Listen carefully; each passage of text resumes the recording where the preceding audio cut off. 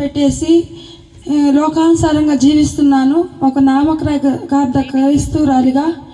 అయితే అలాంటి సమయంలో ఎంత సంపాదిస్తున్నానో ఏం చేసినా నాకైతే సమాధానం లేదు. నా కుటుంబంలో బ్రదర్ ఇందాక వాక్యం చెప్పారు, వాక్యంలో చెప్పిన రీతిగా అదంతా నా జీవితంలోనే జరిగి ఉండింది. అయితే దేవుడు ఒకరోజు సిస్టర్ ద్వారా బ్రదర్ మాకు పరిచయం చేశారు.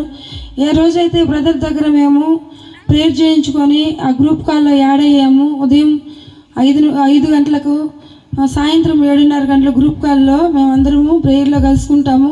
ప్రతి ఒక్కరి ప్రార్థనల గురించి అక్కడ ఎవరి అవసరాలను బట్టి వారి అవసరాల గురించి ప్రార్థన చేస్తుంటారు, ప్రతి ఒక్కరు చేస్తారన్నమాట. ఆ యొక్క ప్రార్థనల వల్ల నేను ఎంతో బలపడ్డాను. అంతేకాకుండా అనుక్షణము దేవునిలో ఎప్పుడైతే ఎదుగుతా వస్తూ ఉంటామో సాతానుడు అనేక రకాలుగా తోసేయడానికి చూస్తూ ఉంటాడు. అయితే నిజమైన దేవుడు, గొప్ప దేవుడు మనం నమ్ముకున్నప్పుడు ఆయన మన పక్షానుగా సాతాను వేసే ప్రతి ఒక్క కట్లన్నీ చిత్తు అయిపోతాయి. అది నా జీవితంలో నెరవేర్చబడ్డది. ముఖ్యంగా ఇదంతా ఎందుకు చెప్తున్నానంటే ఈ యొక్క ప్రార్థనా సహవాసంలో నేను ఎంతగానో బలపడ్డాను. లాస్ట్ మంత్ అయితే మా కోడలు ముస్లిం అమ్మాయి కులాంతర వివాహం చేసుకునింది. వాళ్ళ పేరెంట్స్ తరఫున మాకు ప్రతి ఒక 2 నెలలకు 3 నెలలకు ఇలాంటి శోధనలే జరుగుతుంటాయి. అయితే చనిపోయే పరిస్థితి దాకా వచ్చేసింది నాకు. బ్రదర్కి చెప్పి నేను ఎప్పుడు ప్రార్థన కావాలని, నాకు ఏ అవసరం వచ్చినా కూడా నేను బ్రదర్కి ఫోన్ చేస్తూ ఉంటాను.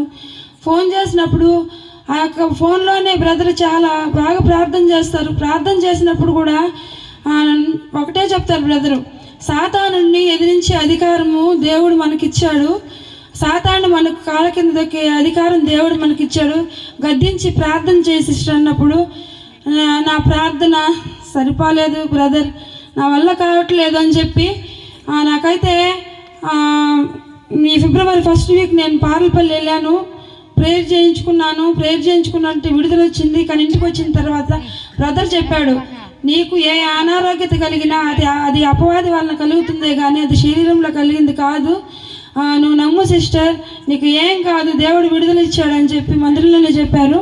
నేను వచ్చేసాను. నా సోమవారం రోజు ఇంటికి వచ్చేలేకే నాకు ఆల్రెడీ హార్ట్ సర్జరీ జరిగింది, గుండెలో నొప్పి ఎక్కువైపోయింది, హార్ట్ బీట్ ఎక్కువైపోతూ ఉంది. నాకైతే అసలు ఏం జరుగుతుందో అర్థం కాలేదు. గట్టిగా మా ఆయనతో ఏడ్చేశాను. మా బాబు మా ఆయన ఇద్దరు తీసుకుని నెల్లూరుకి వెళ్ళారు అపోలో. అక్కడ అన్ని టెస్టులు చేశారు, స్కానింగ్లో ఏం లేదు, ఎక్స్రేలో ఏం లేదు, ఈసీజీలో ఏం లేదు. కానీ దైవ సేవకుడు చెప్పారు, నీకేం లేదు సిస్టర్, మీరు ప్రేయర్లో బలంగా ఉండమని. ఎందుకు చెప్తున్నా అంటే మన దైవజనుల నోటి గుండా ఒక మాట వచ్చినప్పుడు దేవుడే ఆ మాట పలికిస్తాడు. ఆ యొక్క మాట నా జీవితంలో నెరవేర్చబడింది.